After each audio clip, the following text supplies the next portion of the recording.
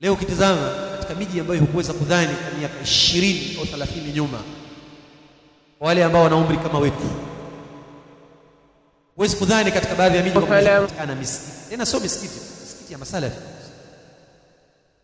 na da'wa salafia ikawa inafundishwa katika miji hiyo, Uingereza, Marekani, Ujerumani na miji mingine katika miji ya makafiri. Kadhalika na waislamu wengineo wa kawaida, tukisema wa kawaida ni wale ambao wao hawajinasibishi katika dawa hii ya Mtume, bali baadhi ya wakati huiona kwamba ni tatizo. Ni wengi sana, Uislamu umeenea, lakini hayo yote ni yale yaliyosemwa na Mtume sallallahu alaihi wasallam kwamba nyinyi siku hizo mtakuwa ni wengi, bal antum yawma idhin kathirun walakinnakum ghutha'un ghutha'is sayy. Sheikh al-Allama al-Albani rahimahullah ta'ala amesema katika as-sahiha, mimma la shakka fihi anna tahqiqa intishari al-islam fil ard yastalzimu an ya'uda al-muslimuna aqwiya'a fi ma'nawiyatihim wa madiyatihim wa silahihim hatta yastati'u an yataghallabu ala huwa al-kufri wat-tughyan, kwamba katika yale ambayo hayana shaka ndani yake, mimma la shakka fihi anna tahqiqa intishari al-islam, uhakika wa kuenea huu Uislamu mashariki ya ardhi na magharibi, kusini kwake na kaskazini kwake, uhakika wa kuenea Uislamu katika ulimwengu fil ardh, duniani, yastalzimu an yauda almuslimuna aqwiya. Jambo hilo halitakuwa maneno tu au naenea tu, linalazimisha warejee waislamu kuwa na nguvu kimaana na kimada, yani kimaana ya nguvu kama nguvu, kadhalika na nyenzo, kinguvu ya kimaana kadhalika na kimada na kisilaha, hatta yastati'u, ili waweze an yataghallabu ala quwa al-kufri wa tughyani, ili waweze kushinda ile nguvu ya ukafiri na kuchupa kwao mipaka. Haya alishasema miaka 24 iliyopita, kwa sababu Sheikh al-Albani amekufa mwaka 1999, miaka 24 imeshapita, hayupo duniani, lakini maneno haya ameandika na yanaishi, kwa sababu makana lillahi baqiya, lile ambalo limesemwa au limefanywa kwa ajili ya Allah subhanahu wa ta'ala ni jambo ambalo limebakia, lipo, haliwezi kuondoka, kwa sababu ni kitu ambacho kimefanywa kwa ikhlas. Kwa hiyo haitakuwa kwamba Uislamu uenea, Waislamu ni wengi, lakini je, Waislamu hawa wana nguvu za kimaana na nguvu za kivitu, nguvu za kisilaha, nguvu za kiimani? Kwa hiyo vitu hivi lazima viende sawa sawa, ongezeko la wingi wao liendane na ongezeko la nguvu yao. Nguvu ya kwanza iwe ni nguvu ya kiimani. Kwa hiyo Waislamu licha kwamba wanaenea tu na kuongezeka, bali wanatakana wabadilike, kwa sababu inna Allah la yughayyiru ma biqaumin hatta yughayyiru ma anfusihim, hakika Allah yeye huwabadilishi yale ambayo yapo kwa watu mpaka wabadilishe wenye wao yale ambayo yapo katika nafsi zao. Kwa hiyo tuko wengi kweli, na watu kila siku wanaingia katika Uislamu, na kuna watu huwa wanaonekana kwamba ni watu mashuhuri maarufu katika jamii za watu ambao huwa ni maarufu. Sasa fulani alikuwa mwimbaji kafiri lakini amesilimu, fulani alikuwa mcheza mpira kafiri lakini amesilimu, fulani alikuwa ni mcheza filamu maarufu kafiri amesilimu, na fulani na fulani na fulani. Alhamdulillah, naam, alhamdulillah bi ni'matihi tatimu salihat, alhamdulillah bil Islam. Lakini hilo linawiana au linaendana sawa na vile vile kupatikana ile nguvu yao ili waweze kuwashinda maadui zao. Hawaridhii wao kuona yale ambayo yapo katika Waislamu, yapo katika Uislamu, yapo katika mikono ya Waislamu. Wao hawaridhiki kuyaona yapo kama yalivyo, bali wao wanataka wayatwae, wayachukue. waghilibu waislamu wawe chini ya mikono yao na chini ya utawala wao. Kwa katika sababu ambazo zinatajwa na wanawachuoni katika hili, ili sisi tuweze kuwa na nusra, tupate nusra ya Allah subhanahu wa ta'ala, ni ile aya ambayo tulitanguliza kuitaja, aya nambari 55 ya suratul Nur, ambapo hapo juu yake kunajengeka as-sababu al-awwal wa huwa al-iman wal 'amal salih. Kwanza ni kupatikana iman, kadhalika na kupatikana matendo yaliyokuwa mema. Wa'ada Allahu alladhina amanu wa 'amilu as-salihat. Allah amewaahidi wale ambao walioamini miongoni mwenu nyinyi na wakatenda matendo yaliyokuwa mema. Imani ya sawa sawa, imani ya sawa sawa. Hakuna imani iliyokamilika bila ilmu, wala hakuna matendo yaliyokuwa ya sawa bila ya ilmu. Elimu ndio ambayo itakuweka katika imani ya sawa sawa, na utajua nini maana ya kuamini na niamini nini. Asili ya kuamini ni kuamini arkanul imani, zile nguzo za imani kwanza mujmalan, halafu bil ilmi tafsilan. Kwa elimu ndio unajua ule ufafanuzi wake. Sema amantu billah, hii ni mujmal, nimemwamini Allah. Upambanuzi wa al-imanu billahi ni upi? Wanautaja wanawachuoni, amantu billah wa malaikatihi, na nimemwamini malaika wake, mujmalan. Wa tafsilan, nini maana kuamini malaika, nani hao malaika na zipi kazi zao? Kadhalika kuamini vitabu, kuamini mitume, kuamini siku ya mwisho, kuamini qadar, khairi yake na shari yake na mengineyo, yale ambayo yatakuja kwamba ndio matawi baada kujua huu ambao ni msingi wa imani, ambayo ndio aqidatu au aslu aqidati al-islamiyya, msingi wa itikadi ya Uislamu. Elimu, kuenea Uislamu, kuongezeka waumini, sambamba inaenda na upatikanaji wa elimu katika jamii ya Waislamu, kwa kizazi cha Waislamu, kile kijacho, kilichopo na kile kilichotangulia. Kwa sababu katika jamii za Kiislamu inapozungumzwa elimu, wazee husema kwamba sisi tayari tumeshapita muda, kwa hiyo tuwaangalie wenetu. Hao wenetu wanatuangalia sisi, watoto wanawaangalia baba, wazee namna gani wanavyoishi, kwa sababu wao ndio vigezo kwao. Kwa hiyo wao wakiwa wanaishi katika maisha ya sawa, basi na watoto bitawfiki Allah nao wataishi katika maisha ya sawa. Yamezungumzwa hapa na Ustadh Abu Meri mwanzo kuhusu wanawake majumbani, namna walivyokuwa hawana kazi na vitu gani wanavyotazama, na muda wao wanakupa kwenye vitu gani, vitu visivyokuwa na maana.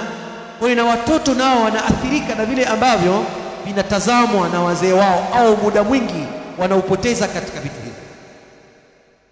Kwa hiyo inapotajwa elimu katika jamii ya Kiislamu, haimwangalii mdogo, haimwangalii mkubwa, haimwangalii kijana, haimwangalii mtoto, haimwangalii mwanamume, haimwangalii mwanamke, haimwangalii tajiri wala maskini, haimwangalii mfanyakazi wala bosi, mtumwa wala aliyekuwa huru. Watu wote katika mlango huu wote wako sawa, wote wako sawa. Elimu ya kujua dini ya Uislamu kwa dalili zake,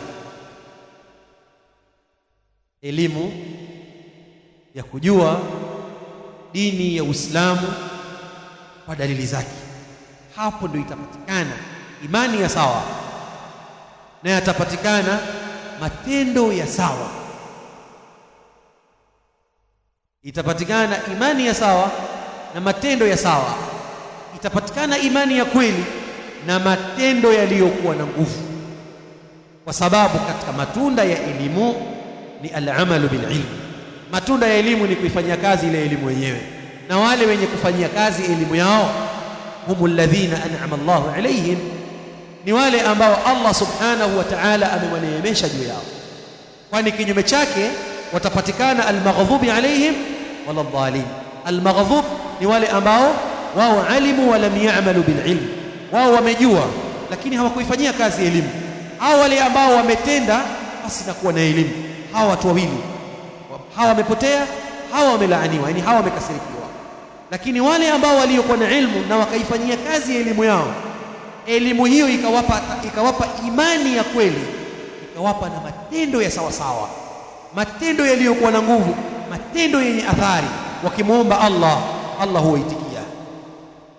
Wakimtegemea Allah, Allah kweli huwapa nguvu ya ule utegemezi, na mambo yakatokezea, akadhihirisha ule utegemezi kwa wao.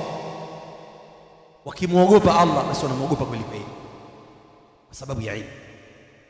Kwa hiyo sababu ambayo Allah ameitaja kwenye aya hii ya nusra ipo mwanzo wa aya, wa'ada Allahu alladhina amanu minkum wa'amilu salihat.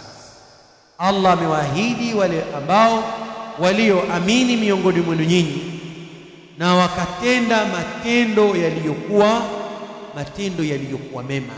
Na tufahamu arkanul a'mal, shurutu al-a'mal, nguzo za matendo, sharti za matendo, hayo yapo yanaelezwa.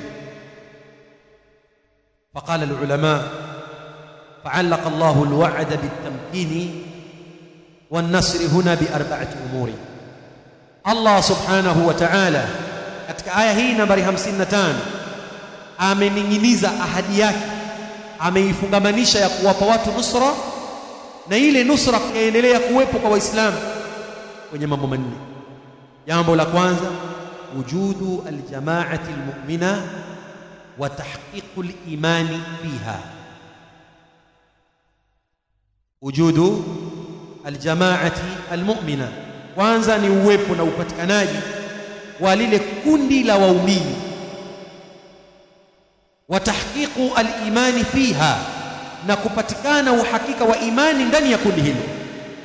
Isiwe tu ni kundi la watu wako wengi ovyo ovyo tu, watu wepesi hivi.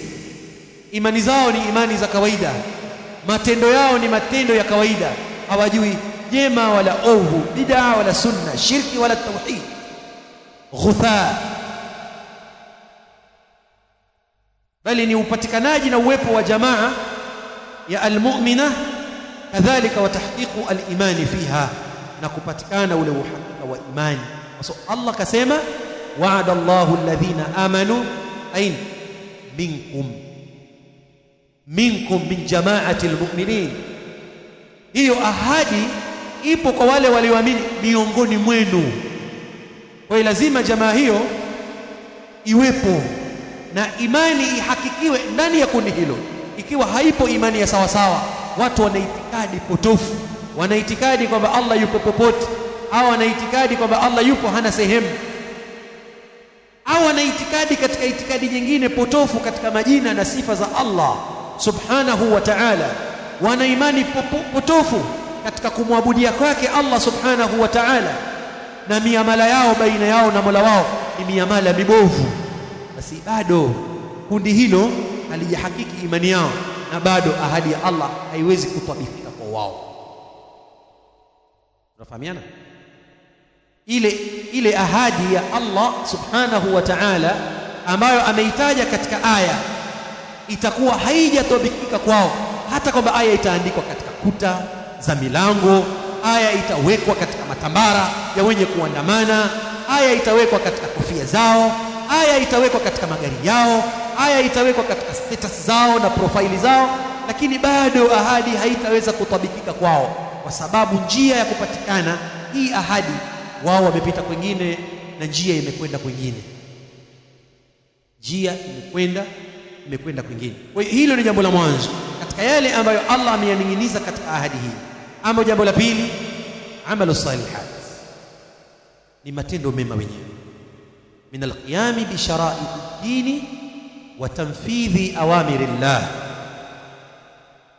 matendo yaliyokuwa mema katika kusimama kwenye sheria za Allah subhanahu wa ta'ala, sheria za dini, kadhalika na kuzipitisha zile amri zake Allah subhanahu wa ta'ala.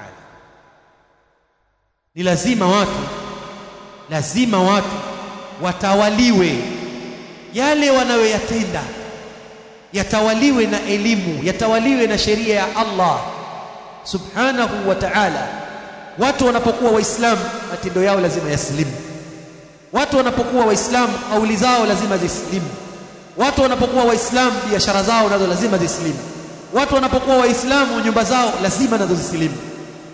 Watu wanapokuwa waislamu vijiji, miji, nchi lazima nao zisilimu. Hapo yapatikane matendo yaliyokuwa mema, hapo wataweza wao kusimama katika sheria na kuzipitisha sheria za dini, sheria za Allah subhanahu wa ta'ala.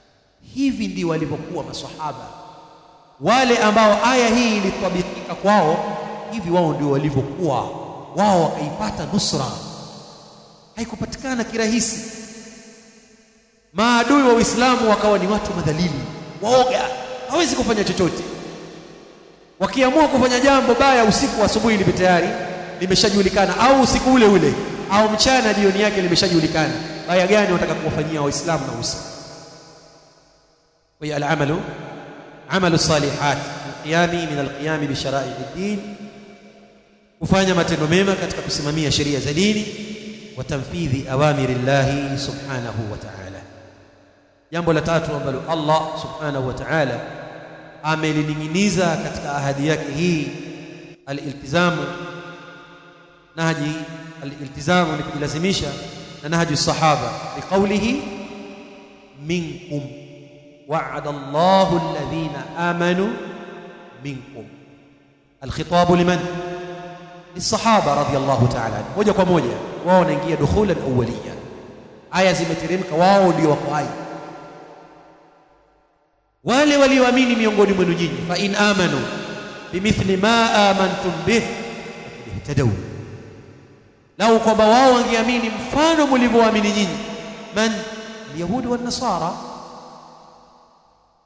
wal mushrikun, wao wangeamini kama mlivyoamini nyinyi, basi wao wangeongoka na wao wangepatikana kwa wao wokovu. Kwa hiyo ni kujilazimisha na nahju sahaba kwa sababu ya kauli ya Allah minkum fal khitabu lahu. Maneno wanaambiwa wao wale ambao watalazimiana na mwenendo wao na njia yao, wakajinasibisha na wao, wakazipita zile walizozipita wao, njia zile zile, hao wataipata ahadi ya Allah. Lakini yanayofanywa na makafiri dhidi ya Waislamu katika miji ya Waislamu, katika kuwadhalilisha Waislamu, kuwaua na kuwadhulumu na kuvunja heshima zao, wale ambao wanafahamu manhaji sahaba, wanaifahamu da'wa salafia katika ufahamu wao, katika ili watofautiana na watu wote. Wasiokuwa wao watabakia tuna maandamano, watabakia tunakuunga mkono, tuunga mkono, tuunga mkono. Mkono huu unaunga wewe umeubania, hutaki kuunyoosha katika njia ya sawa sawa ili uweze kuwaunga wenzio katika ule muunganiko wa sawa. Hapo lazima ifahamike manhaju salaf. Watu ni lazima walazimiane na da'watu salafia, kwa sababu hapapatikani maslahi ya mwisho wa umma huu na kuutengeneza mwisho wa umma huu isipokuwa kwenye kile ambacho kimewatengeneza wale waliotangulia, kama maneno maarufu ya Imamu Malik tunavyoyafahamu. Kwa hiyo lazima kulazimiana na manhaji ya masahaba wema wetu waliotangulia. Jambo la 4, intifau shirki fil ibada, kutokuwepo shirki ndani ya ibada. Yaabudunani, wananiabudia mimi, la yushrikuna bi shay'an, hawanishirikishi wala hatanishirikisha mimi na kitu chochote. Sisi tufahamu, tuelewa jambo la ilmu tauhid lilivyokuwa ni sindano yenye maumivu kwa wengi katika nafsi za watu. Mtu ukimwambia soma tauhid, akwambia kwani mimi si Muislamu? Kaanama al-islamu huwa at-tauhid wa at-tauhid al-islam, alaysa kadhalik? Kama kwamba Uislamu ndio tauhid na tauhid ndio Uislamu, ndivyo hivyo na ndio ilivyo. Lakini kwa kusoma huo Uislamu wenyewe na kuisoma hiyo tauhid, kwa sababu Uislamu kweli ni kinyume cha ushirikina na ndiyo tauhid kinyume cha shirki, ndio kinyume chake. Kwa hiyo waniabudie mimi wala wasinishirikishe mimi na kitu chochote. Lazima watu wafahamu, lazima watu wafahamu itikadi ya sawa sawa, kwa sababu hivi ni vitu vile vinawiana sawa. Na wanawachuoni wanaulizwa, Je, tauhidi ndio aqida na aqida ndio tauhid? Na maelezo wanachuoni atakwambia ni sawa, au kuna umumu na khusus, kuna kuenea na kuna kuhusishwa. Leo ukiutazama Waislamu na mambo ambayo yanafanywa katika miji ya Uislamu katika kuadhimishwa makaburi ya wale wanaosadikiwa kwamba ni waja wema, kadhalika katika aina tofauti za shirki tofauti ndogo na kubwa, zimekuwa ni nyingi sana. Na katika mlango huu kadhalika kunaingia ghuluu, kwa sababu ghuluu nayo inaingia katika mlango mmoja, inaingia vile vile katika shirki. Hayo ni mengi, hata sasa tuzungumze huo kadhalika ni mlango mwingine. Sasa ahadi hii imefungamanisha kwenye haya mambo manne: wujudu jamaati almu'mina wa tahqiqu al-iman bihi, amalu as-salihat min al-qiyam bi shara'i ad-din wa tanfidh al-awamir, kadhalika iltizam nini nahji as-sahaba, iltizamu nahji as-sahaba bi qawlihi minkum wal khitab lahum, maneno wanaambiwa wao, intifa'u shirki fil ibada, ya'budunani la yushrikuna bi shay'a. Hapo ndio inakuja ya ayyuhalladhina amanu in tansurullaha yansurukum wa yuthabbit aqdamakum. Hapo Waislamu waumini ndio wataitwa kwa jina la imani: enyi ambao mlioamini, ikiwa mtamnusuru Allah subhanahu wa ta'ala, basi na nyinyi atakunusuruni. Wakala ta'ala, wa kana haqqan alaina nasrul mu'minin, na imekuwa ni haki juu yetu kuwanusuru waumini, kwa sababu wao ni waumini wa kweli na ahadi ya Allah imeangukia juu yao. Ahadi ya Allah subhanahu wa ta'ala inaangukia juu yao. Al-Imam Ibn Qayyim rahimahullahu ta'ala katika Ighathatul Lahfani min masayid ash-shaytan asema an-nasru wat-ta'yidul kamil inma huwa li ahli al-imani al-kamili. النصر والتأييد الكامل, nusra na kutiwa nguvu kuliko kamilika, sio ile nusra ambayo ni nusu.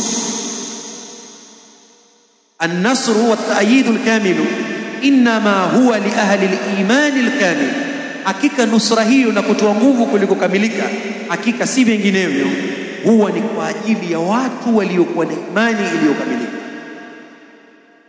قال رحمه الله تعالى: فمن نقص إيمانه نقص نصيبه في النصر والتأييد.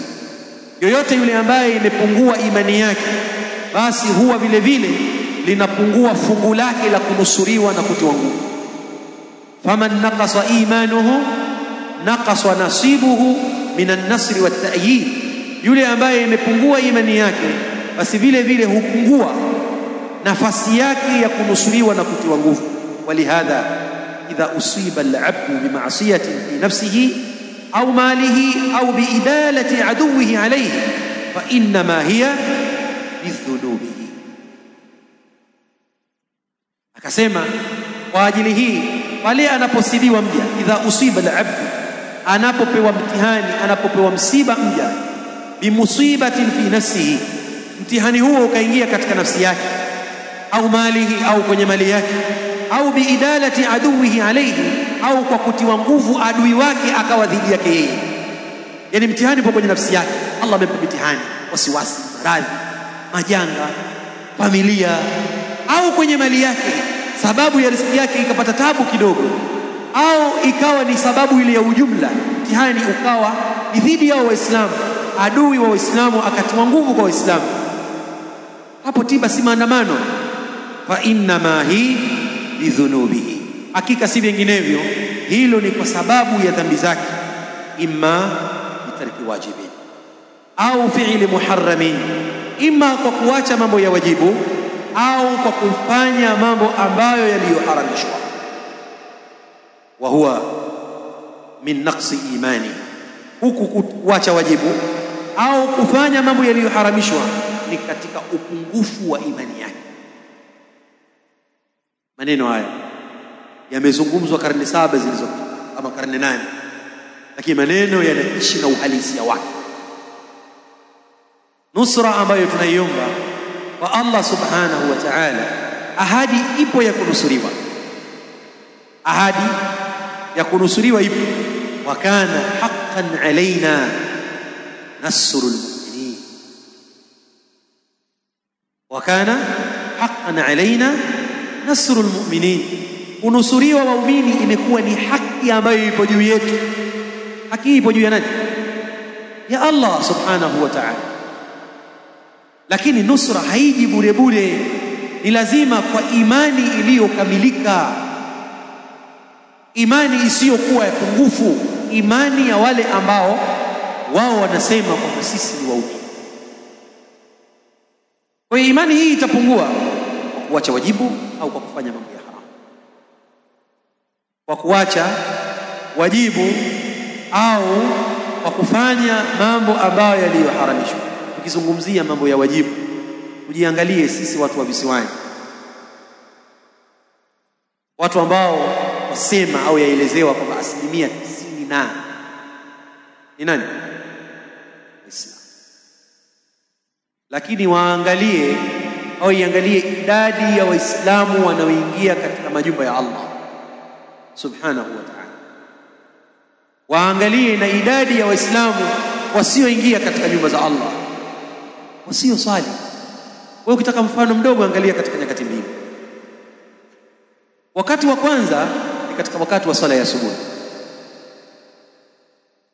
idadi ya majumba yaliyozunguka msikiti mmoja umezungukwa na idadi ya majumba ya Waislamu, lakini wanaoingia katika msikiti wakahudhuria swala ya jamaa ya asubuhi wanaume haifiki hata ushuru, yani chini ya hiyo kama hivyo, yani 1 katika 10, makumi hawaji kabisa. 9 ya watu, 1% tu anaingia msikitini. Alafu angalia katika wakati wa swala ya magharibi, wewe njoo zako msikitini adhiniwa, waangalie vijana wanapocheza mipira au wengine ndio wanarudi kuogelea, magrupu ya vijana wadadia makeri, wadadia magari ya mizigo na vipensi vyao, watoto wa Kiislamu. Wapo warudi mazoezi bwana, unajua kama mwili hujaweka sawa huo uweke sawa, inua vyuma, fanya utakapofanya. Nusra iliyokamilika kwa watu wa imani iliyokamilika, wale ambao wanatekeleza wajibu na wanajiepusha na mambo ambayo yaliyoharamishwa. Kwa hiyo hii sababu moja, ukirejea kwenye maneno ya wanachuoni, labda tu aya iliyozungumzwa hapa na yakufishwa, sasa tukaliendea moja baada ya moja na tukalikujua wanasemaje katika aya, kauli ya wafasiri, maneno haya ya Imam al-Qayyim wanasemaje, wanawachuoni wanayaelezaje katika shuruhu zao. Hayo yapo, sababu vitabu hivi vinasomeshwa na maneno yao yapo ya sauti, kadhalika na maandishi, kadhalika katika tafsiri za aya hizi mbili, nambari 7 katika sura Muhammad, kadhalika nambari 7 katika sura Rum. Amilul awwal, njia ya mwanzo ya kupata nusra, al-iman wal amal salih, imani na matendo yaliyokuwa. Ama asababu thani, sababu siku nyingi sitazidisha 3. Naam, kwa hiyo katika sababu ambazo wamezitaja wanawachuoni, hii dini hii licha kwamba imeenea kweli kweli,